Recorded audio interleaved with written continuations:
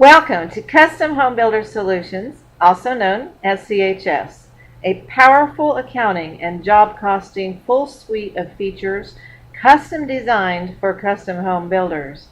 But remodelers and other businesses use it too. So who am I? My name is Carol King, and I am the developer of Custom Home Builder Solutions, also known as CHS. And to be honest with you, I'd really rather be out exploring the back roads of Texas all the time. That's why there's a picture of me in blue bonnets. But however, Custom Home Builders needed my help, and I have been devoted to doing just that for over 20 years. Bottom line, my degree is in accounting, and I have years of experience working with custom home builders. And together with those builders, we have come up with a way for me to give you the tools I know so much about and the tools those builders taught me about that they needed. My goal is to give you peace of mind in a complex industry and to help make sure your bookkeeper doesn't end up in tears in that complex industry trying to handle the accounting books. So what is CHS? First and foremost, CHS is a powerful accounting software on its own, custom designed for the home building industry. In other words, it includes all of its own accounting features and has all the financial reports, general ledgers, ability to print checks, to do accounts payable, accounts receivable, etc., etc. Okay, stop. First, before you say, oh, we already have accounting, so I don't need to take a look at that, I think I'm going to educate you about some stuff that you might want to know. In this video, I will show you why you just might not have the right accounting package for your industry to make your life a whole lot easier. CHS is also an active, real-time job costing program. That means you can monitor things like your expected costs and profits by job every single day, outstanding to pay by job, or contract balances due by job every single day, even with different types of contracts.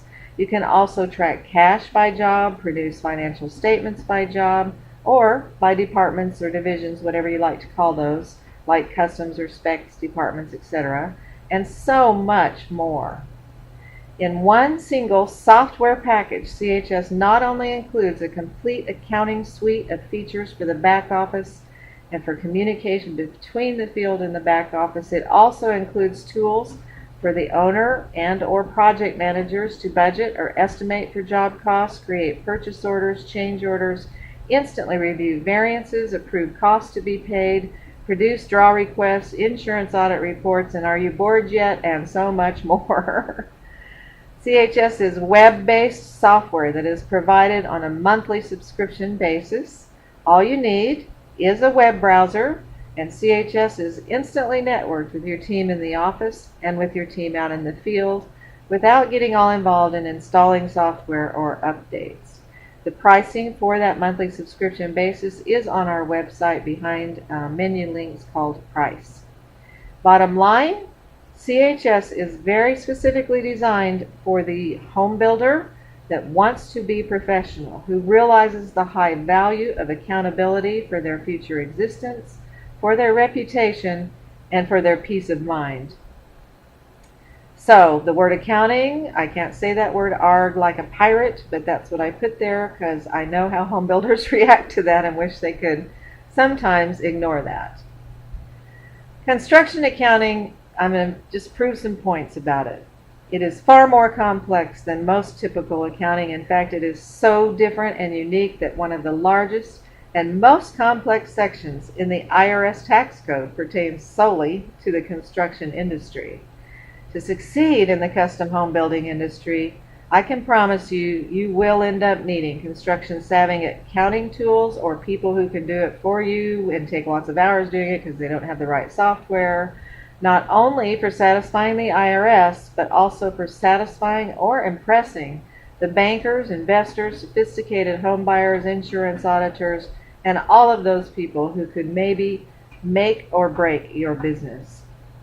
If you use a generic accounting software that's not specifically designed for the heavy-duty job costing needs required by custom home builders, your accounting team, I promise you, will end up spending hours and hours every day entering data into the generic software and then again into outside spreadsheets. I know this from experience because I became a master at those spreadsheets when I worked as controller or outside controllers for various home builders.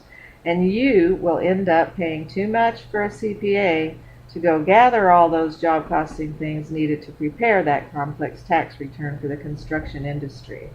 CHS will help you cut down on those CPA fees by gathering and producing the financial reports by job that your CPA needs. But most importantly, CHS gives you the info you need, and that's what you need to tell that CPA that might try to make you stay stuck on that generic software. Say, I need all of these things for my own information every day to manage my complex business and to have my best chance of succeeding. So what makes accounting for builders so complex? I'm going to stay stuck on this accounting for just a few more moments because I need to show you. First of all, builders are not simply buying and then selling a line of products, and they are not just manufacturing the same widgets over and over again, which that's the kind of stuff that we were mostly taught about in our accounting classes. Every job in the custom home building industry is unique. It can take many months to complete, and that end price and estimated costs can change almost daily, which can be really fun for an accounting team. Builders enter into different types of contracts with their customers. The contract can be a fixed contract, a cost plus market contract, or a cost plus builder fee contract, etc. And the end price for that is calculated differently based on the type of contract. And receiving money from customers is not handled like your everyday accounts receivable that you'll find in most generic software in other types of businesses, etc. Periodically, builders prepare something called draw requests or billings. That means they're drawing money from their customers or their customer's lender based on the project of the job. Depending on the type of contract and the lender's requirements, those draw requests can be based on percent complete, cost plus markup, cost plus builder fee, etc., and so need to be calculated differently. Home buyers also, as you know, request changes to those original plans after the job is started, after you've done your original budget or estimate, or they go over or under preset allowances or options when they make their selections. So builders end up needing to estimate the cost of the change orders so they can monitor the costs and whether they're going over, and marking up the change orders and figuring out a price for the change orders for the customers to pay, and tracking those allowance option differences for the end balance of their contract, depending on the type of contract. Home builders, you know, are usually general contractors, right? Meaning that they contract with all kinds of trades and suppliers, which means managing those, handling those, meeting the requirements required for those is pretty overwhelming, actually, in the home building industry. It's a major part of it. Posting accounts payable in accounting in order to pay them, those trades and suppliers, requires constant communication from the field, requires monitoring for overages, monitoring for liability insurance expirations, and so on and so on. So in other words, quite often, it's not just a simple matter of receiving that bill from those trades and suppliers and simply posting and paying it as is. And we're not done yet with accounting. Home builders are subject to insurance auditors by general liability insurance auditors or workman's comp insurance auditors and more. They expect reports for payments that have been made to the insured and uninsured trades and how much for each, and can be quite complex and time-consuming to prepare. Lenders require waivers of lien from the trades and suppliers with information usually about checks that those trades and suppliers have been paid, which means the bookkeeper gets involved because this often happens before they get their check. The IRS requires that 1099s be prepared for all those subcontractors a builder uses, and you need a way to review quickly whether you've gotten all the right information in for preparing those 1099s. Home builders might use their employees also to work on jobs, and then they want to include some marked up amount for their wages that isn't the actual amount that was paid for job cost reports to the home buyer, etc., to include as job costs. And that can be really interesting in accounting. Home builders like to use credit cards also to pay for a lot of their job costs because they can get mileage or other advantages from doing so since they pay for such big lumber bills, etc. However, when you pay the supplier or Joe the plumber, you still need to keep track of how much is paid to that supplier or Joe the plumber for each job by the credit card. So you need a way to post those to Joe the plumber and then later have a credit card ledger of how much you owe the credit card company and make that payment.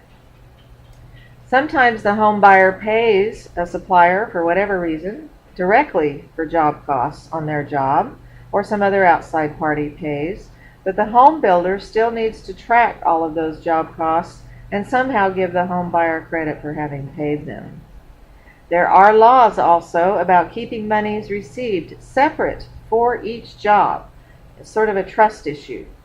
This requires either tracking cash flow by job with a powerful software that can do so, or ending up making all these multiple checking accounts. You can undo having that if you have a good program that will track cash flow by job. And a couple of final things real quickly. We're not quite done with talking about accounting yet. One big thing is that when the job is closed, home buyers usually receive a closing HUD statement from the title company that calculates the closing deposit amount. It has lots of information on it and lots of different things going in and out. And posting that deposit in accounting when you receive it can include several lines of accounting records for getting, posting that the an interim loan has been paid off. And most importantly, also for recognizing job costs that are on that HUD statement, like title policies, warranty fees, or survey, whatever it is that's on there that you've had to pay for. So it's pretty great to have an accounting software that gives you a screen for that, gives you tutorials about that, and teaches you about that. And also, finally, I'll say home buyers can elect to use different methods of accounting to recognize their net income from a job. The major consultants at NAHB or other various places like Builder 20 clubs, etc., the most recommended method that they insist on almost is the percentage of completion method. That percentage of completion method is not a simple job to do each month for the accountant and to get into your books. But it does give the builder the best information about how much they are earning each month. So it's a pretty really great tool for a builder to look at. And because I used to have to do that all the time, CHS has a screen for that gathers those numbers real fast for you. Another method that you might elect to use, not percentage of completion, is called completed contract. But either way, you must know how much is in each account on your chart of accounts for each job in order to do some journal entry to close a job on your books. And CHS does have a screen, which I'll show you, that just gathers that for you. So to sum that part about accounting all up, CHS is smart, very smart about all of the above. It's designed specifically to give you the tools to handle all of it without creating all those Excel spreadsheets, without routing around stacks of bills to be cost-coded or approved for payment, and without multiple checking accounts for every job, and so much more. One of the major strengths, again, is that it is designed by a person, me, with an accounting degree who has years of experience in the back offices of home builders. There are extensive help documents, videos, tools that not only teach you how to use CHS, but also include all kinds of information from me about all of the mind-boggling things that we just went over, and can educate you a bit about handling accounting in your industry. And if CHS can tell you, because I like to monitor things, if it can tell you that you are about to somehow mess up your books by posting something that, maybe you're trying to delete a bill that you included on a cost plus draw request, and so it'll pop up and say, okay, there's another way to handle this so that you don't mess up the home buyer's mind when they look at their draw requests. It's things like that. But anyway, it's just full of those, and I'm always told that somehow I saved somebody from doing something wrong. So let's get started. I know it just takes time. I've never been able to figure out how to get this down to like 3 minutes and make the point about what CHS is going to do for you. But I'm now going to try To go through some of all of the features, I'll be going fast, and I want you to know that on our website also we actually have a full seminar that has more detail about all of these things. Let me just mention that I've hired a crew to be putting a roof on a building across the street that you can hear the hammering, etc., just so I would have sound effects for my construction video. I just thought I'd mention that. Also, I mentioned that, of course, since this is a video, you can pause and look at screens. I am going to talk as quickly as I can so I don't make this just too horribly long. And so if you need to pause, I think that's a good idea. I'd like to start with the end results of having the accounting and the builder numbers all in one place, and that has to do with something that's called the owner review dashboard that's right on the home screen that the owner can click to see where open jobs stand as far as their profits, where their profits are headed, where their estimated costs at completion are heading today. And I'll get into that term. We call it ECC. It has to do with everything that's coming in, because you have everything together in one program with accounting, like purchase orders, change orders, your original job budget, and actual costs that you're posting to accounting so that you can see how your estimated costs that you're expecting them to be at completion are changing. And so you can instantly see how much over or under you are on and where you're headed with that. So you might make adjustments to your costs somehow and handle those. And that you can see what the cash status of each job is every day. I'm going to drill down on these different sections, so we won't stop here. I just want to real quickly show you the report that's on this screen to make a couple of points about that. This is the report that opens on that owner review dashboard, and it demonstrates how smart CHS is about what contract type has been selected for each job. Now, of course, on this report you'll have several jobs under the different sections, and the different sections are cost plus fee, cost plus markup, fixed price. And this is trying to show you where your profit is headed and how much over it is for you. So if under the one that's cost plus fee, you're going to see what the fee is. Under the one that's cost plus markup, you're going to see what the markup percent is. And under the one that's fixed, you'll see the fixed price that you entered, and you don't have anything over here. It shows the original budgeted or estimated cost for the job and the original estimated profit. Then it is very smart about revising the price as you go based on the type of contract, which I'll show you in more detail. So you see a revised price here. You see what the current estimated costs at completion are versus what the budget is, and what your revised estimated profit is based on the type of contract. And you'll see how CHS is smart about that. And then, of course, your revised profit variance. Like you see one in red that's going under. I know the other section has to do with how much CHS is connected to your accounting and can tell you how much money has been received for the job, how much money is remaining to receive based on your current revised price calc, how much actual costs have been paid by checks actually paid, and how much costs are remaining to pay, and how much cash is still due in and out by the end of the job.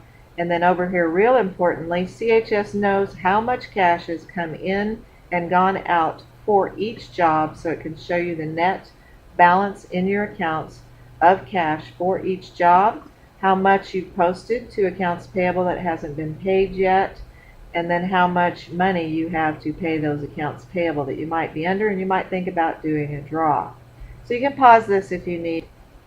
So back on that owner review dashboard, and we zoomed in better now. In the first section, you instantly see where that current estimated profit is headed based on what I just described on that report, and you can click a magnifying glass right here and open a screen about that. And real quickly, I'll try to go over this one. This one is the cost plus fee. There is a place on here for you to enter your desired profit percent, which is different than a market percent, and I'll give you a little short screen educational tool about that in just a second. Since it knows it's the builder fee, CHS is taking your budget, which actually does show on this screen, higher up on the screen, but I wanted to make it as bigger so I don't show that. But based on your budget, it's giving you suggestions for price, or if it's a cost plus markup, for the markup percent, or a builder fee, as the case is for this, in order to get to that desired profit percent. This screen You can also open when you're finished working on your budget estimate. It's right there for figuring out what your price is. So this builder elected to use the recommended builder fee to get that 20%. And in the very first left-hand column over here, the original price and profit is your budget that you did plus that fee minus the budget to give you your original estimated profit.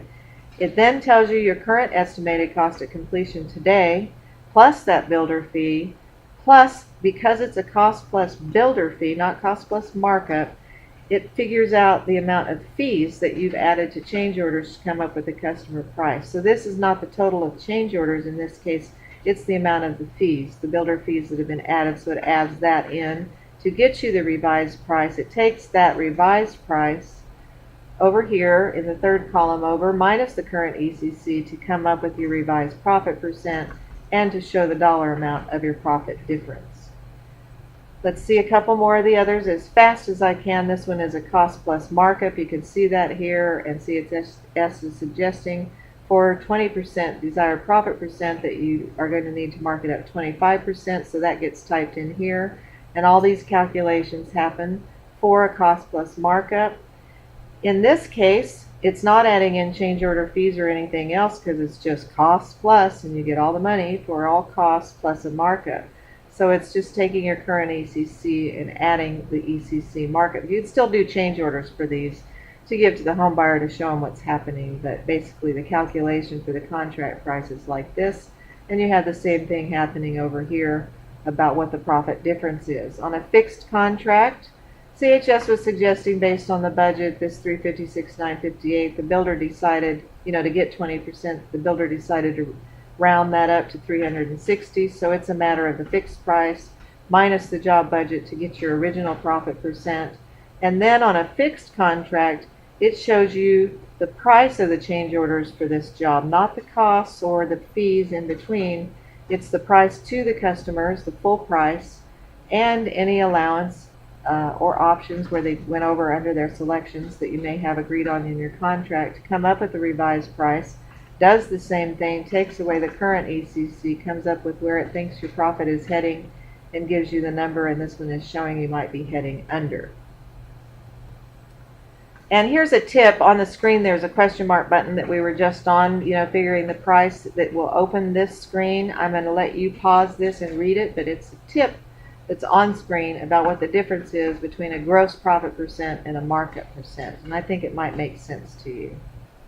CHS is known for its various powerful reports throughout the program that are available. I have builders tell me all of the time that they might take reports to their lenders or to the buyers or and show other builders in various types of meetings that they might have with other builders, and they're asked all of the time, where did you get that great report? How did you get that?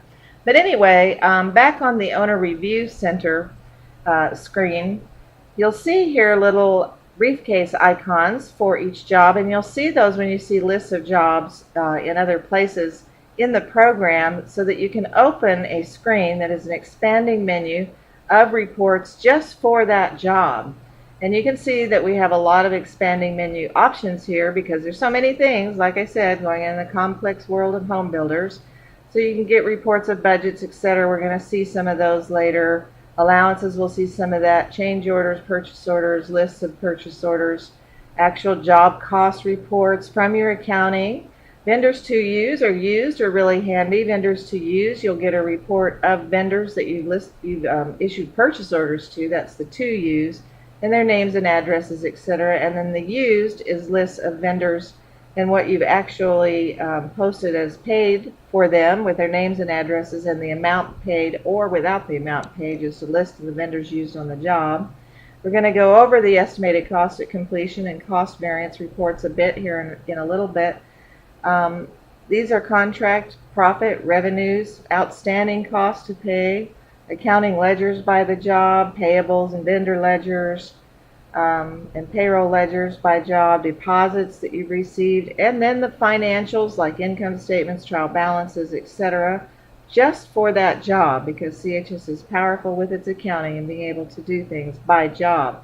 But in this case, I want to real quickly go over the contract balance report just to show you how important that could be for the various different types of jobs. So let's head on over there. Contract balance reports.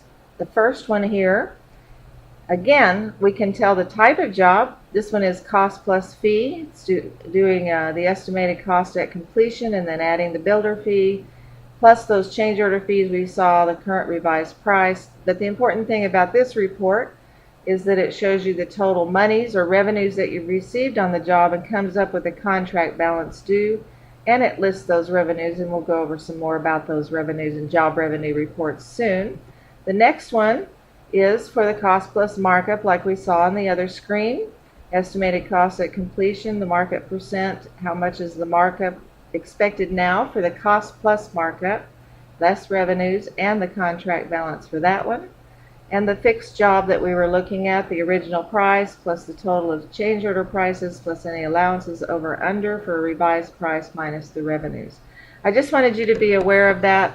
These reports are really important when you get near the end of the job and you're trying to figure out how much is still due in, but they can be interesting as you go through the job for yourself or to even give the owner, the home buyer, some information about what still might be due. So let's jump back to the owner review dashboard and drill down on another section, which is great for showing you all kinds of things in CHS because you can get to them quickly, although there's other menus and things where you're opening some of all of this stuff.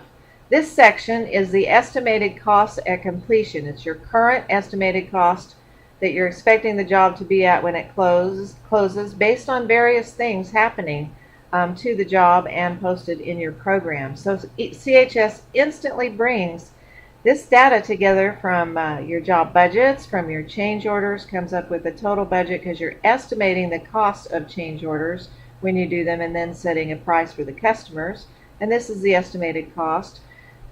Brings in information from purchase orders and actual costs and does some analyzation of all of those per cost code line, which we'll see in a second, and comes up with what today's expected costs are for the job right now, and shows whether ECC is running or heading over budget. Looks like all of these are, because they're in red, which doesn't mean anything about CHS. It means I've been just randomly posting things to cause that. So everything that's in blue can be drilled down on. So let's go ahead and drill down on the job budget worksheet for a sec. So this is the job budget worksheet. It's showing all of these cost codes and cost centers that you might have that you're estimating for or budgeting for. These cost codes and cost centers are set up in a cost code master and then pulled into the budget. You can either set up your cost code master by loading, which we have a button, just load them, the National Association of Home Builders recommended cost codes. Then you can edit them and delete them or change the names of them as you like for your own use, or you can set them up completely from scratch. You basically set up some groups, like this is plumbing that has 3 things in it, this is framing materials that has 3 cost centers, etc. And then you can also attach stages to them. Stages are the different stages of the job, like plumbing, rough, top out, and final happen in 3 different stages. You set up the stages, a lot of times it's 13 to 16 of them, but I let you set up to 48 of them up, and then attach them, because this can be real powerful for producing some budget numbers by stage. We regroup, and not by these group, but by stage for some forecasting, for some draws you might do. Also then, you start a couple for bringing in all your cost codes. You have quick tools to delete all your 0 lines once you're all done, so they're not junking up your budget. And then once you have some budgets where you have only the kind of budget lines, if you think you will be having similar budgets to that one with only certain cost codes, you can copy from one budget to another new job to create the budget to start there. So some of your work is already done. Notice down here the total budget column is the same as on that owner review dashboard. And there's a couple other columns going on here. You have some tools where you can quickly fill in the markup percent column and have a marked up amount showing up over here. There's a tool you can click and type in this case 25%, and tell it to update all of them. You don't have to sit here typing. And some states need to do buyer tax. But let's drill down real quickly on the slab contract and see the window where you're taking care of entering your numbers. You can see up here that it says slab contract. This is the window where you're entering some data. I'd first like to point out that because we are connected to accounting, you have tools over here like drilling down on the history for this particular cost code slab contract and seeing all the actual costs and even previous budgets for other similar jobs. You can select certain jobs and see the average of them, unit by unit price or by the total, and do some investigating to decide how much you might want to budget here. Or you might have vendor bids and you can enter those in CHS and just pop those in over here. I have some random numbers I've been doing demos with. You can also upload a copy of the bid either when you're doing the bids or doing here so that it's attached so you can see a bid that you received. What I'd like to point out is the numbers that make up the budget amount are calculated by a quantity times a quantity percent times the unit price. We'll see another screen that makes more sense with the quantity. If you'll read the internal notes that were typed over here, you'll see that this builder is adding a 5% contingency to the vendor bid number to come up with this amount that's over here. You can read it and it'll probably make sense to you. And that's all I think I'd like to say on this particular window. Let's drill down on one of the plumbing ones. This is the for up here, rough plumbing. And you can see that also besides the history over here, you could drill down on the ECC for this cost code for all jobs. So you can see if different ones of them went over under, maybe drill down on notes over there about why they did, because you can see lots of notes. So you have information on screen for figuring out what you're doing. I'd also like to point out that from this budget window, you can start a new purchase order from the budget amount and tell it which vendor. You could also have created purchase orders from the vendor bids before you even got here. On this one, I want to point out that the unit measure that the builder selected here is living square feet. When you select a unit measure and have set up a spec, which I'll show you, on the job setup window you can set up various spec measures and give them quantities. If later you change one of these like living square feet and it's not 4635 anymore, there's some links here to update all budget lines that have living square feet on it, for example. But you can set them up. You set up top 6 ones that you'd like to have print on budget reports. I'm going to go backwards for a second. All right. And the other thing is they're splitting rough, top out, and final into thirds by using the quantity percent field and put 33.33. And then they have a unit price and they're coming up with their budget total. So let's take a look at one more that is demonstrating the items that you can put in behind the budget. Didn't want that spec thing again. All right, total appliance package. In this case, there was a bid that they'd received and they put in the amount for the bid just to let you know. But notice that this one is labeled allowance, and the way that you tell the program which cost centers should be included on detecting whether the buyer has gone over or under their allowance is that you use a unit measure of allowance. And then you can drill down and set up items behind this cost code if you like, so that you can have detail on reports that you'll see in a minute. But they've just put in the amount of the bid, and there's a note over here that sales tax is included in this bid already. If not, you could use the quantity percent and do, say it's 8 1/4, you could do 108.25 to get it so that if you think that the sales tax isn't in the bid or something, to get it that you're including sales tax and having a little higher total including that. Now, one thing on other areas and on the budget worksheet, you can drill down to some allowance tools. And one of the allowance tools is that you can set up an allowance agreement, list all your allowances, show that and print that for the customer, and explain what your rules are and whether you're going to add a markup to any overages. In this case, this builder is, but this screen is for your analysis.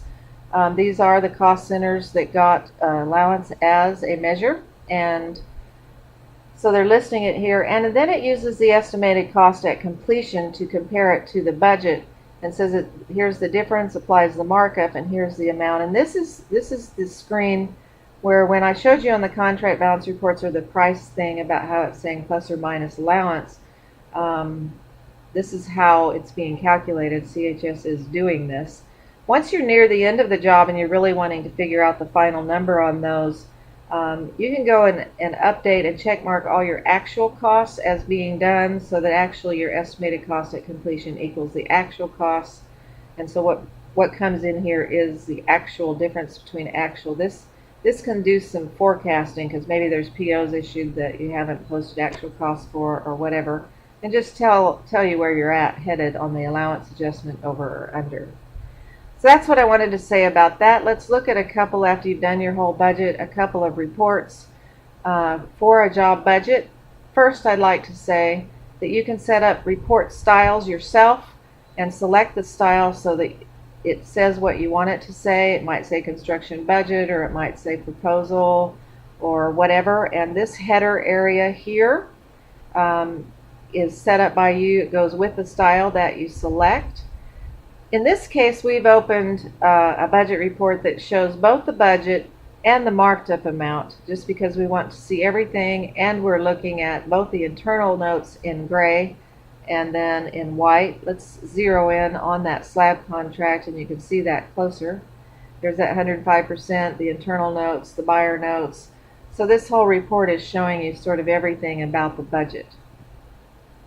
At the end of the report, this report style that this builder selected to do that, he's also set up a footer for that report style. And so you control the footer, the header, you set up the style, you keep it, and then you can just select that style before you open a budget. Let's look at another one. This one, he selected a different style, review not for construction, so there's the title has changed. His verbiage right here in the middle has changed for this different type of style. And this one that we opened shows just the budget and the percent of the total that this budget is, which might be a good one to just go ahead and show for cost plus builder fee, because they don't need the marked up column because they're interested in the cost. Because at the end of the report, this is another report here, but at the end of the report for all of these, you'll see this job totals. This knows that this is a cost plus builder fee, so it's added the fee in at the end, and this is just costs, budgeted costs. This is actually a report done by stage, so that you can maybe sort of forecast how much draws might be at certain stages of the job. So that's what that report is. It's a little different report than this one, but the bottom of these reports all have this part. Then here's an extract, I'm sorry, I can't talk, extract from one that has items, which is the appliances that we looked at. This budget report shows all items behind the budgeted amounts, and you can see that they have done it by room, that you can select the room, bedroom, master, kitchen 2, kitchen 1, etc. They've listed the items, listed their prices, and they total up to the amount that we're budgeting for. So that's the budget reports. I'm going to tell you that you should just pause this window. This is the menu that's on the budget worksheet that I cut off just for showing the thing. And you can see the various tools you have. You can do some removing zero lines. You can see a direct, indirect, subtotals. Direct equals hard costs, really. Indirect, and those builders risk insurance auditors like to see your hard totals. This button takes you to where you set up the price like we've seen before. This button takes you to those allowance tools, but you can study this. Let's head on so this doesn't take too long. Okay, back on the owner review dashboard, let's go ahead and jump over here and drill down to the estimated cost at completion and talk a little bit about the power that CHS has. Actually, this window that we've gone to now is one of the most powerful, one that's opened every day by builders or project managers, and they're working it. It brings in all these numbers for you from all over the program. You're not having to type these in, but it's showing the budget, it's showing the estimated cost of change orders, it's showing total purchase orders, it's showing actual costs that have been posted, both paid and unpaid, and it's showing how it's coming up with an ECC based on, if you do the budget but then issue a higher PO, that'll end up being your ECC. Here's a budget, here's the POs are the same, but you posted actual costs of less and check marked them as done. That became the ECC. If the actual costs end up being more, like this one, than these, your ECC is that amount, but of course it's that amount because it's check marked. But various things, like, and the other thing you can do on here is click this if you just happen to know. Let's take this one down here that has no actual costs, and you budgeted this 1913. Maybe it comes out to be 2,000, and you know it's going to be 2,000 before anybody's posted a bill or POs or whatever. and you can just type in 2,000 here, and that'll become the estimated cost of completion. So it's taking all of that, coming up with that ECC, showing you how much over or under budget you are. Here's that number we saw in the owner worksheet, and down here, here's a total, a sum of all these plus and minuses of overage, so you can see the whole job and where it's headed, how much over, etc. You can also drill down on little notes, like in this one you're wondering why you deducted 200 from this. It'll probably tell you because the field wrote some notes about that, or the bookkeeper or somebody, and you'll see all these notes about the cost centers. And you can also look at all uploaded documents that relate to this cost center from everywhere. Look at PDFs that have been uploaded. Another very powerful thing is that it shows you how much is still outstanding out to the completion of the job. This actual cost over here has both paid and unpaid things that have usually been posted to accounts payable for job costs. But over here it shows you how much has been paid and how much is outstanding. So you can see that going on here. This one has some of it paid but still has a little bit left to pay, etc. So that's pretty cool to know how much is outstanding to pay, right? Here's a couple of ECC reports I'll just show you real fast. This basically, is showing the ECC line, any notes from the budget for each cost center, and then totals the group down here, whatever group it's under. And the same down here is another group for architectural engineering. And this report over here is actually a summary by group so that you only see the group lines. So it's a much shorter report. You can see the permits and fees in that line and see that it is a much shorter report. There's a couple more really cool reports from the ECC that you can open various places. This is called our Variance Cost Approval Report, and it's used a lot sort of like a Bible, because here's your ECC line for slab contract that we've already talked about. But see the costs here? They are detailed. The actual costs are detailed. You can see whether they've been paid or unpaid. It'll have a status of unpaid if they haven't been paid. If they've been paid, you can see check numbers. So it's a pretty cool big report that shows that all the actual costs and shows the current ECC information. There's also an outstanding unpaid cost report that is reacting to the percent complete, and it is based on your costs versus estimated cost at completion. So it's showing you the total completed that has not been paid, the work completed of bills you have in, or if you typed in your own percent, by the way, and the outstanding to complete all the way out to the end. And of course the last page ties to that outstanding back on the ECC worksheet. And it has additional information, which is a lot of the contract. This is sort of like the contract balance due over here. Then it's showing you revenues received minus paid posted costs, revenues less paid, and some information. I'll zoom in. You can pause it and study on that and maybe see. I'll just let you know this number for outstanding unpaid completed and remaining, and outstanding costs through completion, those two numbers together add to this number up here. All right, here we go. We're continuing on. Hang in there. Now let's just go ahead and drill down on the change order estimated cost for this same job that we've been looking at. And again, I emphasize this is the estimated cost, not the price, because these are your costs that we're looking at. We're analyzing your costs, figuring out where they're headed when you talk about estimated cost at completion. So if you drill down on this one, you'll open a screen that shows that lists the change orders that you have for this job, and you can see that number right there for the estimated cost. And you can also see that the total of the prices for these three change orders is right here. You can also see what payments have been received for a change order and what balances are due. I haven't posted a lot of that stuff in my demo. Then you can drill down on the change order and you can see all the lines that make up that change order. You have different lines that apply to different cost centers, like this is for slab contract, this is for frame labor, because this is for a patio off of the family room that I made up.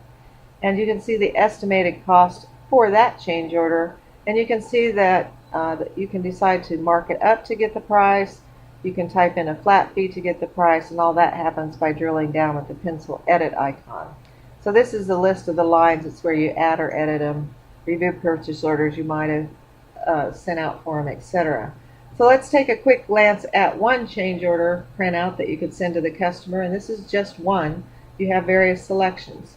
First of all, again, you can set up styles to select from for change orders. So you might have a style that doesn't say the word change order at the top for your title. Maybe it's something else because you don't like the word change order, etc., etc. And that style, whatever you select, you can set up a certain footer that comes in under the total with tax that is however you like. This particular change order printout shows those lines that make up the change order and their amounts. You can select other kinds of change orders, ones that show grand total, ones that show summary, of the whole thing, or it's blank, it doesn't have any detail or notes. Anyway, maybe you get sort of an idea of that. You can email that or make it so that the home buyer can get online and see it. So that's a quick overview of the change orders. Now let's drill down on those purchase orders for that job and take a look at how accounting relates and gives you so much powerful information. I'm trying to show the things that are special about CHS over just a generic software. So let's drill down on those purchase orders, and what will open is a big window that lists all the purchase orders. You can add search filters to just look for one cost group, one cost code, one vendor, one everything that you might want to look at, and get it drilled down to which things you really want to look at for purchase orders when you open this window. But what's important about this is it's showing you these POs, who the vendor is, what the PO total is, and what actual costs that have been posted have been attached to that PO and how much over or under they might be from the PO. These costs have been posted. This one's marked as done, but let's look at this line. This PO is for this amount, $4,093. No costs have been posted. So we have an open PO amount right here that hasn't had any costs posted, and you can click a link right here. The bookkeeper can click a link right here to create a bill for that amount. Most especially if you have searched for ones that have been over here. You can do a radio button and say you only want to see ones that have been check marked by the field as the work being done. So here's a great big cool communication tool, and the field, when they're going through these and check marking whether the work has been done, can write notes about it. They can even put in an amount here to deduct right now from this amount if necessary. It'll hold on to it and you can pay it later or not ever pay it, or whatever the deal is. The bookkeeper can see these when they're entering a bill. First of all, of course, they can see it if they create the bill from here, but they can also drill down and see notes from the field when a bill comes in about the purchase order, whether the work's been done, etc., etc., etc. So you can see the power of that right there. When you open to either add a new PO or edit a PO, this is the window that opens. And I'm not going to go over all these things. You can upload a copy of the bid. You can print the POs. We'll see in a minute. Email them. Write notes that will print on the PO. You can set up default notes that always come in for that cost code if you use a certain thing. There's a lot of things here. But what I really want to point out is you can have a change order type of PO that you create from your change orders and attach to a change order. You can have a budgeted one you're creating from your budget or ECC or bid. It's called budgeted. Or a variance one. And if you do a variance PO, you have a way to set up various variance types to select from, like site condition, weather condition, estimating error, and then you can type some notes and you can get some awesome reports of just the variance POs on that management screen. You could search for just the variance POs on the previous screen and get a report of just the variance ones to study on what happened with them. And another thing about it being attached to accounting is that if for some reason for this variance you are wanting to back charge another vendor for some reason for this PO because they caused this variance, you can select the other vendor to back charge, put in how much, and if you create a bill from this PO, it'll just drop in when you're entering the bill, and CHS on its own will go post a credit amount or minus amount to that back charged vendor that you can take away from some other bills. This area over here, work approval, status, dates, you can click with this button. You can relate dates to the Gantt schedule. This is actually an expansion of the field. check marking that the work is done can be done here and on that window, and they can write some notes right here. So that's about it for that screen. When you print a purchase order, it's the same as the budget. The change orders, you can set up different PO styles. You might set up a style that is called work order so that work order prints up here. Then CHS puts in this various information. If you have several items that are behind the PO, and by the way, you can create a purchase order from the budget window. You could have done that without appliances, and if you do it from there with the items, then the items will be attached, or you can be attaching items while you're working directly on the PO. Various ways to do that. This is the first page, the top of the page. And with this particular purchase order style, this particular builder has quite a bit of stuff they put in for their footer, including an upload of his signature, and basically turned it into a subcontract. I'll let you pause this to try to read that if you like, if you want some information about it. So, one more thing on the owner review dashboard to drill down on, but also shows things about CHS, is the actual costs that have been posted, both paid and unpaid. So let's just jump in, drill down on those, decide we want to see the detail, and we get a screen that is showing us all the actual costs, grouped and totaled by cost code, with lots of tools and major search features. Like again, you can look for a vendor or particular cost code because you're just wanting to look at those.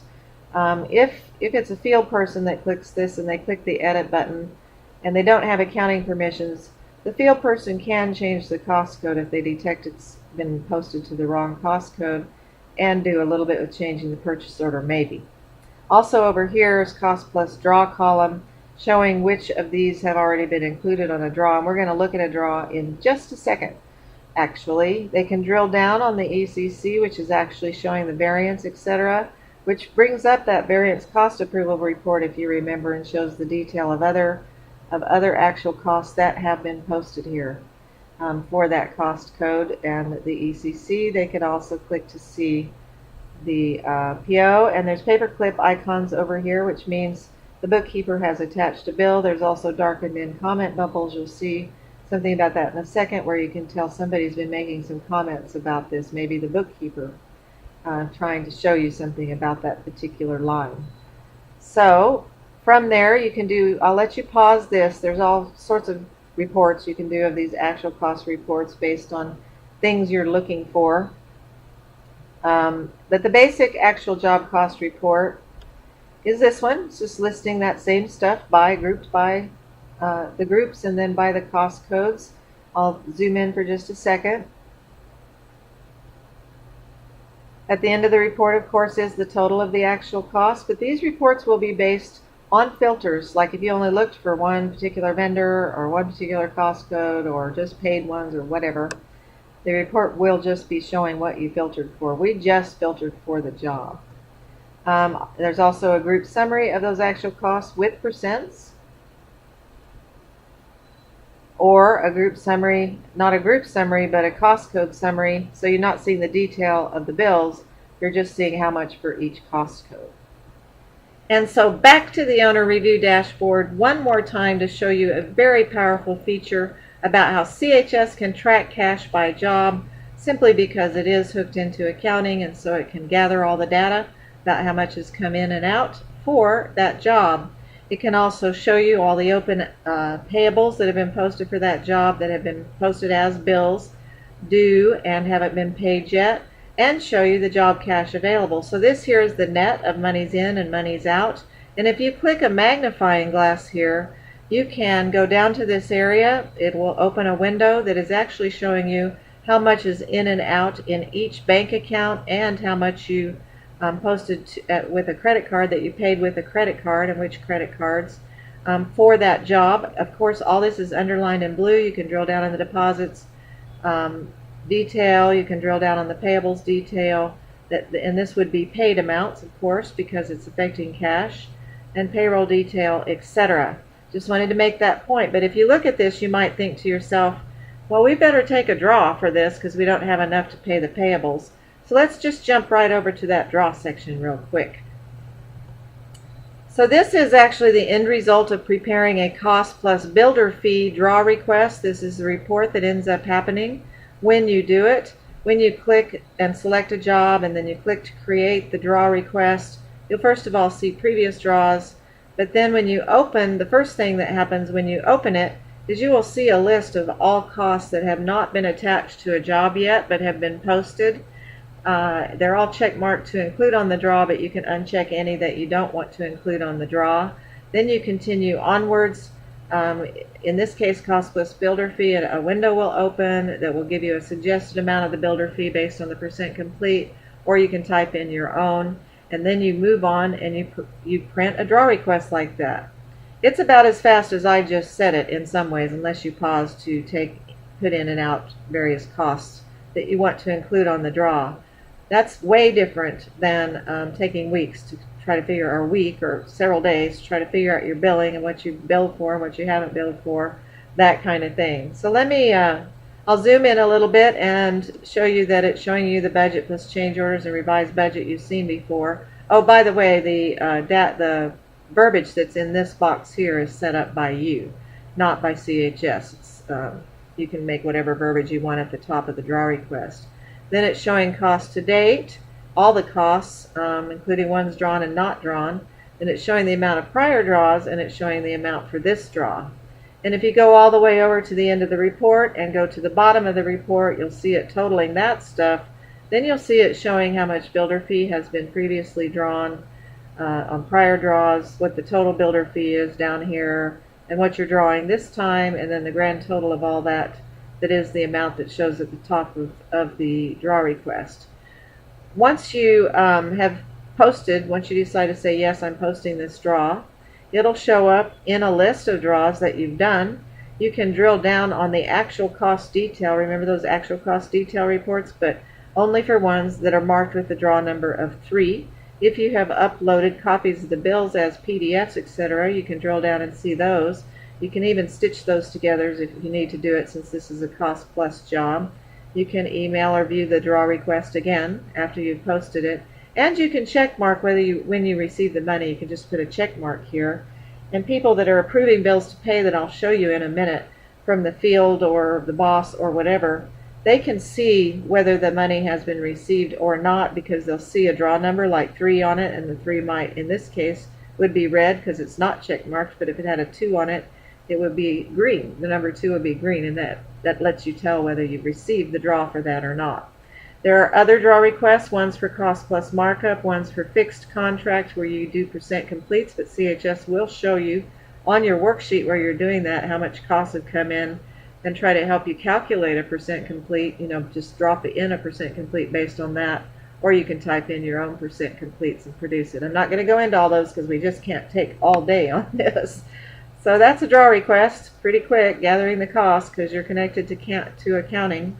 Let's move off the owner dashboard that we've been on, and let's move to another dashboard that happens to be a dashboard for one job.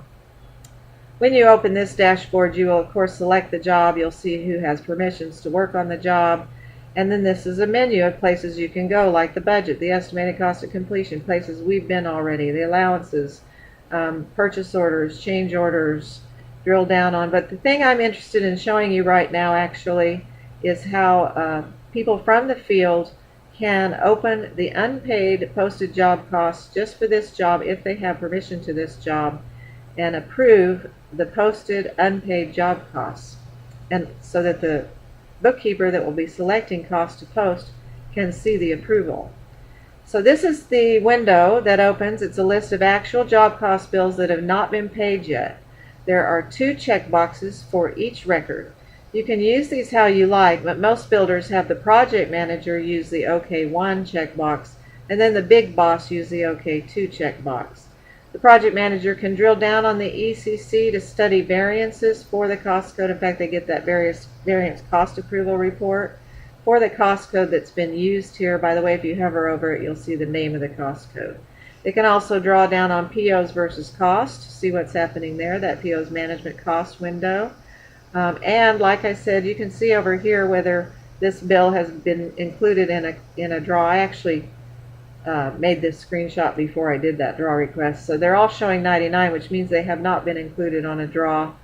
But probably if I open this screen again, you'll see that most all of these were included on draw 3.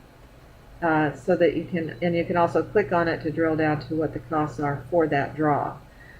Purchase manager can also see a copy of the bill. If there were paper clips over here, that means a copy of the bill has been uploaded.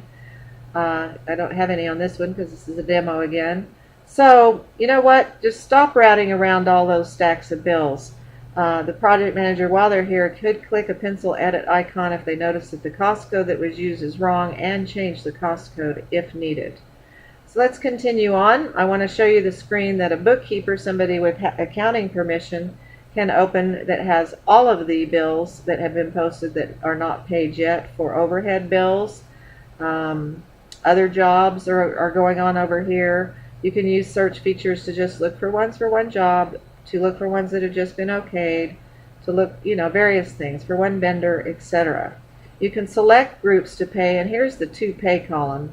Here's that OK1 and OK2 column again, but you can select groups of things to pay, and one of the features is that you can select just the ones that have an OK1 or an OK2 or both OKs or due by a certain date. You can see the due date, and they will all get check marked to pay if you want to do it that way, or you can check mark them one at a time. You can also, in this case, we do have some paper clips, so that means some bills are probably attached.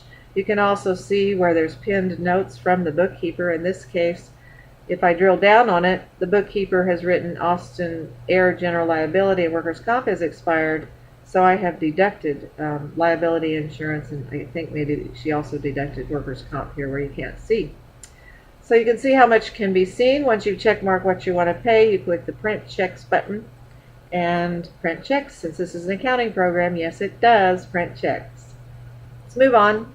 I want to go to the job setup window where you set up a job real quickly. We're not going to go over all of these fields. I think you could pause this and study on these if you're interested in that for right now. What I'm wanting to point out is about accounting.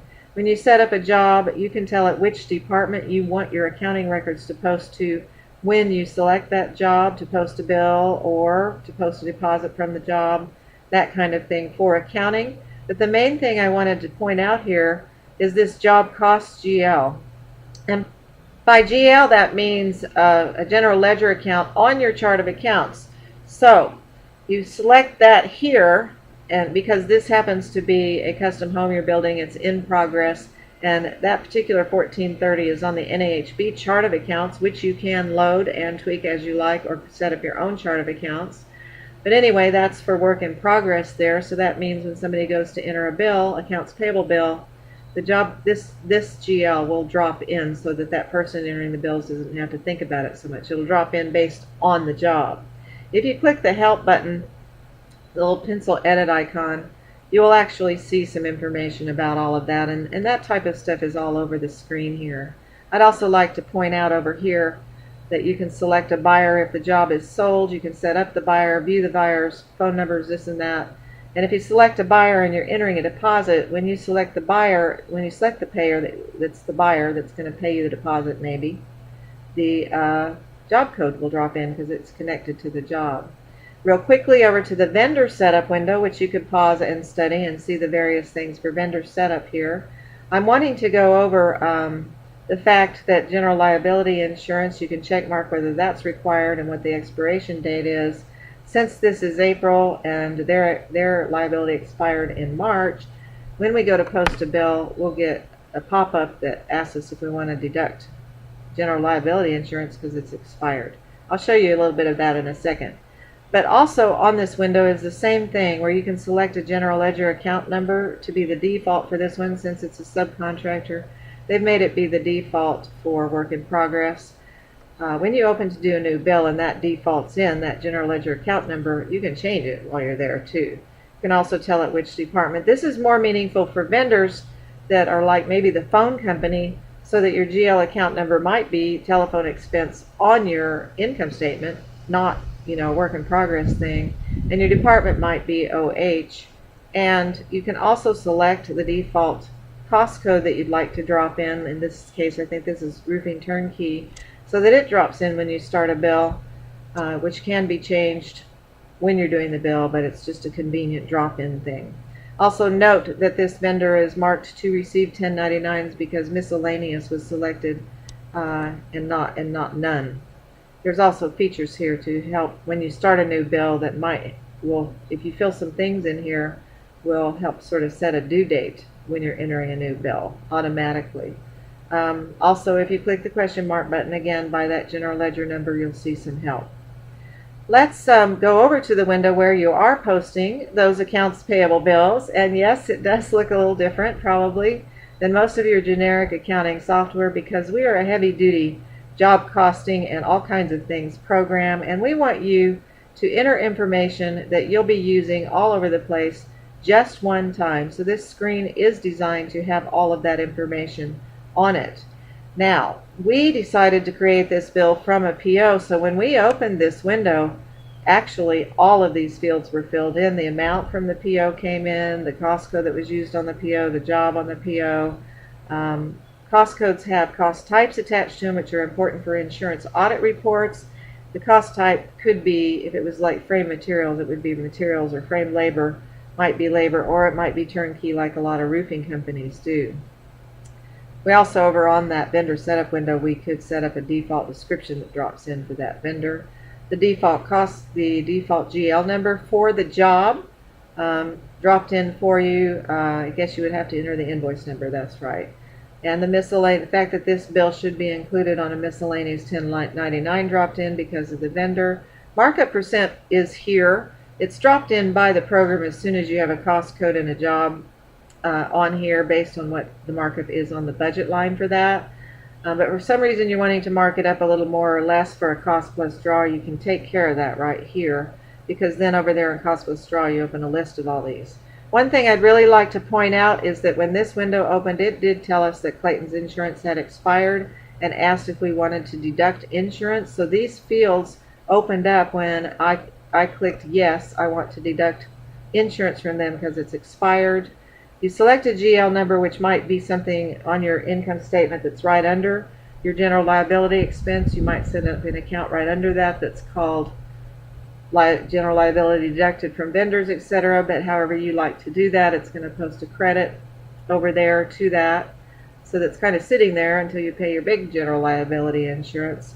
The rates you put on the by trade based on what your insurance auditor told you, it'll drop in, and it'll remember that you did this GL number for next time. You won't have to keep coming up with what you're selecting for that. CHS will post an extra line for this, post 2 lines actually for this bill. We did 2 different bills here. We added another line and we selected a PO for a change order so that everything got filled in for us, but we went over and we changed the amount to $2,500. 22 actually dropped in because that's the amount of the PO. But I am showing you how there's a link here for over budget. It's suddenly alerting you and showing you this is going to be over budget. And if you click on that, you're going to get a little variance cost approval report like we've seen that shows the ECC stuff. There hasn't been any bills posted for this yet, so it will show those if there have been, and then it will add in the unposted costs. We have 2 lines to that same cost code that total to this $21,400, but it's showing you're over by $300, and if you study on it, you can see the CO budget is only for $2,200. So that'll give you a clue. You might decide then to go ahead and write a note that the field can see when they're approving those unpaid bills like we saw before. They could drill down on it. This darkened in bubble will show up there and they can see that Carol is telling them $300 over budget. Then over there when they're approving the bills, they can add to some notes about it and write back to the bookkeeper, say, no, don't pay this, it's over, or pay it, or whatever you want. That's just a quick glance at that accounts payable window, but you can see how it's gathering things for all these other stuff that we've been talking about. This is just a quick example of that unpaid bills to approve. It shows that darkened in comment button. It shows, if you drill down on the ECC, that the field can see that same thing, but now that variance cost approval report shows the 2 unpaid bills that we paid. And again, they can write notes to the bookkeeper to not pay that. So let's jump over just really quick to vendor ledgers, powerful searches that you can do with them, or quick searches. If you open this one, you have major powerful searches for searching for paid and unpaid and this and that, certain jobs, certain vendors, certain all kinds of other stuff, certain amounts because you're trying to search for something, whatever. But we have a quick search. So I just click the use the min max GL dates that I have in my accounting books. Is the lowest date of records and the highest. I clicked, filled in those dates with that. I selected a cost of framing. I selected the job Smith John because I'm wanting to look at bills for a cost of framing. Now when I click this button, actually what will open will be another database window so that you can do some further searching and then print reports based on your search. But this is just an example of one of the reports that can be printed. This report is grouped by invoice number and shows address information, phone number information if you want, and the bills that have been paid for the Smith John job, and in case you need to have some meeting with the vendor to talk about what you paid them or not. Let's move on. Based on those bills that you've been posting, here's why. A general liability insurance auditor, I've been told this, that they walk in and they say, oh, you have CHS, good, give me those reports and I'm out of here, and you're back behind the scenes clapping. I used to spend days getting ready for general liability audits, so I made a window to take care of it. You will enter, before you open this window, you will enter your policy period dates and open to see all bills that have been paid to vendors that are marked that general liability insurance is required. This thing going on over here is being really smart, CHS is. It's showing the paid date of that bill, the vendor's expiration for general liability, like this one expired a long time ago. So it's saying, yes, none of this that we paid was insured. It's saying expired before paid date. But down here on United Plumbing, they paid them in January in 2016, but their insurance didn't expire until March. So it's saying that it did not expire before insurance date. So if you do one of the reports that those auditors love, you can see the first section is currently uninsured, meaning probably about the time of the end of the policy period. They don't have insurance. But you can see that JT's wallpaper was all uninsured because remember they paid stuff after their expiration. But United Plumbing, they paid before their insurance expired, so CHS has thrown it into an insured amount. In other words, there's no amount over here of insurance that CHS is estimating might be charged to you for that trade. There's a section for the insured ones that were paid and they are all insured, and there's a section for underinsured, and you fill in a place for the vendor to show how much their vendor liability amount. This one was $300 from their certificate, and that's not enough for us. We want $1 million. Another report is grouped by job. It's basically the similar report, but you see these gray things are grouping by job so you can get some totals for how much you might have to pay for insurance for different jobs, general liability insurance. And another report is grouping things. Remember I mentioned cost type when you were entering the bill. If there's a cost type put on that bill, it'll get it marked as labor or materials or turnkey, etc., and group in total what's been paid to these vendors and by cost type. A lot of times insurance auditors want to know that. So maybe you can see why they walk in and say, just give me the reports and I'm out of here. The other thing I want to point out is if you're getting ready to do bank deposits and post-bank deposits, I want to show you and keep emphasizing how much help I have for you on screen. There's more help than what's shown here, but there's some peculiarities, those things that are odd, in Homebuilders world. Like maybe you want to recognize that you've gotten your first draw and that it's a lot draw, but you didn't actually get any money, and you want to get that posted, so I have help for that. I also, it gets a little complex when you get those HUD papers at closing for posting that closing deposit, and I have help and videos about that, and the screen set up to post deposits is very, very helpful for that, and I'll show you a tiny bit that. For one thing, I wanted to point out that your accountant can help you set up something called deposit categories and attach the general ledger account that should go with, say, maybe down payments with interim draws. So when you're entering a deposit, you could just select down payment as a deposit category, and the right GL number might drop in. And those deposit categories are used to group job revenues reports for a certain job by those deposit categories. Here's a simple deposit window. Like I said before, once you select the payer, Smith John, It knows what job to drop in, and it knows what department to drop in, because all of that's set up on the job window. The first line here, we selected a change order number because we're getting paid for that. CHS then filled in an amount, and it put the deposit category in, looked for what GL number you have attached to that, and so you had your first line. We added a second line here, selected interim draw, because we're actually posting a draw that part of it was paying for a change order, part of it, the rest of it was interim draw. So you can see how that is there on that deposit window. Here I want to show you just as fast as I can. This is a sample from my help document where I'm showing an example of closing papers, closing HUD papers, figuring out how much might have been for interest when that loan was paid off, so that you might have to post that as a job cost, and reconciling to your contract balance report that I showed you. I won't go into it too much, but I will let you know that here's the deposit window with all the lines for posting that closing deposit. And what makes CHS unique is that if you select a deposit category of job cost, fields open up for you to select a cost code. The market percent drops in based on the cost code and the job, and that cost type that you might need to have over on other various reports. Usually it's other. It's based on the cost code.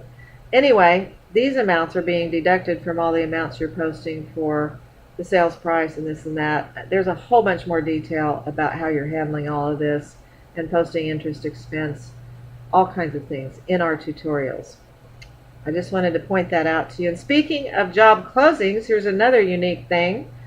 So when you're ready to close that job, in other words, you're going to move it out of work in progress and over to your income statements, to sales and cost of sales. CHS is going to gather that data for you. You're not going to have to comb through all your books and figure out how much you have over in work in progress or in liability accounts or whatever it is on your balance sheet. If you click this button to continue to the closing window, CHS is going to give you a window, show you the balances in all of those accounts, and give you a button to create a journal entry. You can select, this is the amount in 1430, and you can select that you want to send it to cost of sales in your journal entry if you like, and create the journal entry, boom. Or if you click on the one for change order deposits, your GL account for that, it's popping up and saying, where do you want to send that to? So in other words, you're going to be debiting change order deposits because there's a credit balance, and crediting sales. In this case, you'll be crediting the 1430 work in progress and crediting sales, but CHS is going to do that for you as soon as you click that create journal entry closing. Another thing that I don't want accountants to overlook that is provided in CHS is actually a super powerful tool, and is one that cuts down on those CPAs a whole lot for you. Notice that I've opened something called a trial balance, which accountants will understand. It's a list of all your accounts on your chart of accounts and their balance as of a date that you can actually select. So maybe if the CPA is working on it, they might have selected an end of year date right here. And so then you'll be able to scroll through all the accounts on your trial balance and see the balance as of that date that you would see on maybe the balance sheet or on the trial balance, a regular trial balance. But the thing about it is it's broken by job. It shows how much is in this account for different jobs right now and lets you drill down on that to see where that job number comes from. It also tells you which entries are for job costs in this GL account, but also entries for job costs in other GLs in case you're wanting to reconcile to your job cost subsidiary reports. Also, if you click things up here, you'll get a video about all of that and about it. But when CPAs see this, they're usually running around trying to gather these amounts, how much is in work in progress, how much should be moved on over and get that job closed because it's still lurking in work in progress, etc., etc. Plus, the bookkeeper or accountant should review this every single month to see if there's lurking data here. And also there's a report that you can print out that is all of that, those accounts and how much is in each account for each job right now, and should tie right to your balance sheets and your trial balances. There are a couple of methods, like I mentioned at the first. You can elect to do different methods of accounting, or you might be part of something like a Builder 20 Club that is insisting that you do a report like this for percentage. It's called percentage of completion. It is complex to figure out on your own and manually, and takes hours, I can promise you days, So I made sure also that I have CHS figuring this all out for you. I'll do a little zoom in to this for those of you who are used to or know what percentage of completion is. It is the recommended one. It's figuring out an amount that you earned this period and your cost for this period. And then CHS is giving you on a worksheet that you can also open besides that report. It's giving you a way to create a journal entry to get that stuff posted each month as a percentage of completion accounting.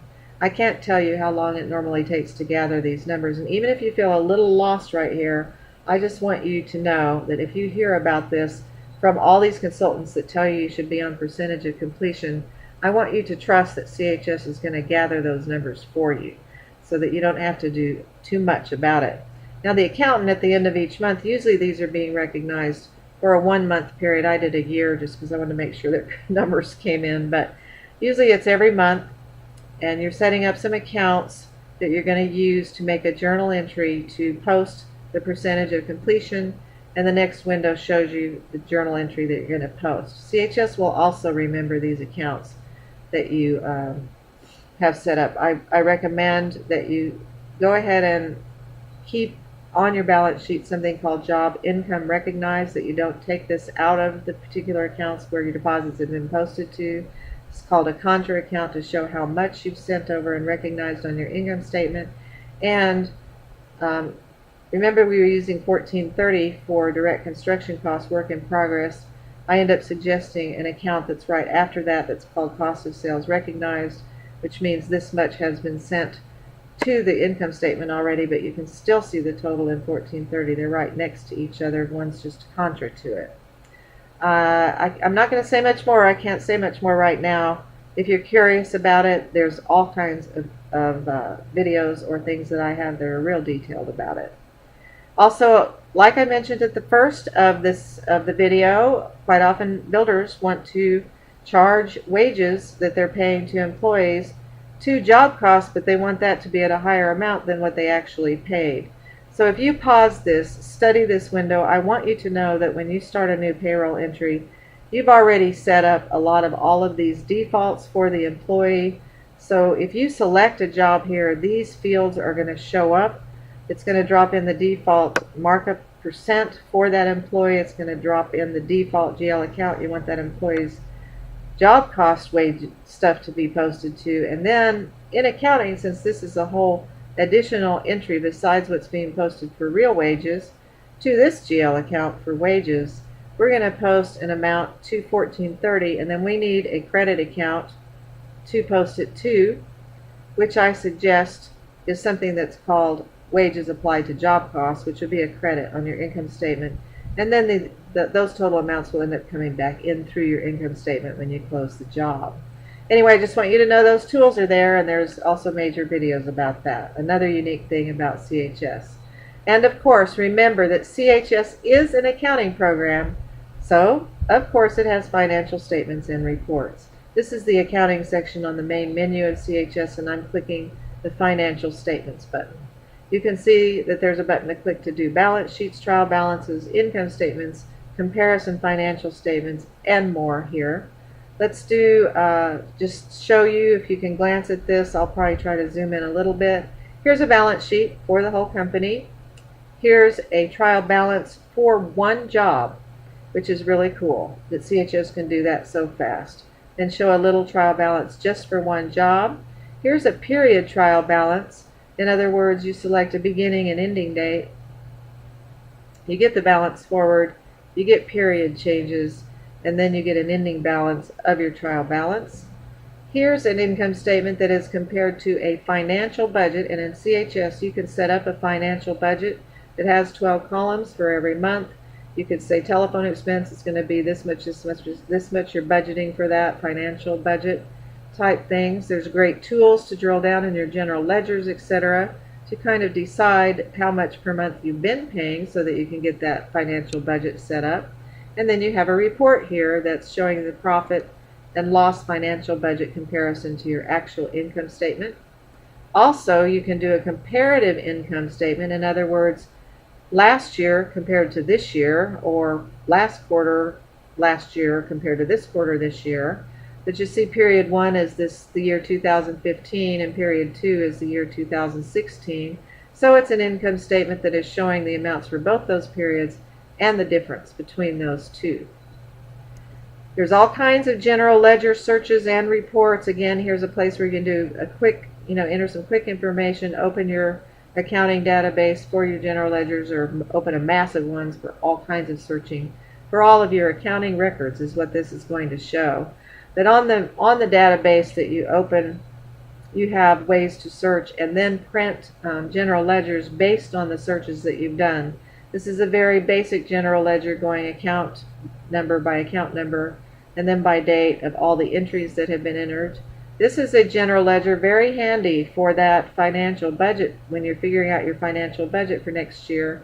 This is very handy because it groups things by month underneath the GL number. It might make more sense if this was telephone expense or something showing you how much per month you had paid.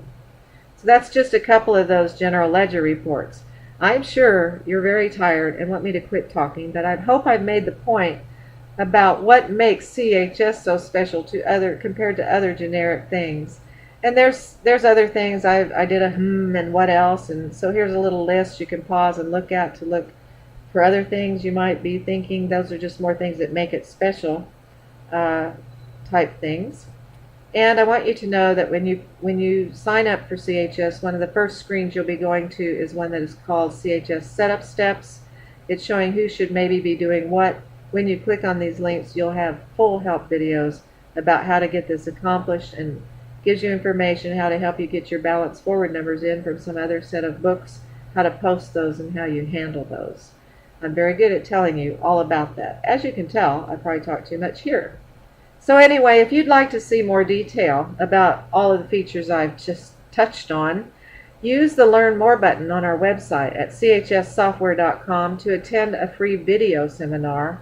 And that would be more like a seminar that you might go to for a day. So you do it in pieces, but it's really teaching you about it. And then on screen, once you have CHS, you have some very detailed tutorial reports with all my tips and things about what you might ought to do. If you're ready to get started with CHS, which we hope you are, hope I've convinced you, hope you haven't fallen asleep, use the sign up button or link on our website. When we receive your payment, we will set you up within a day and send you your login information, and then we'll be very ready to help you with our help information, or you can feel free to call just as much as you want to ask some questions as you get set up. And we look very much forward to working with you and seeing if we can make your life a whole lot easier. I hope you have a great day.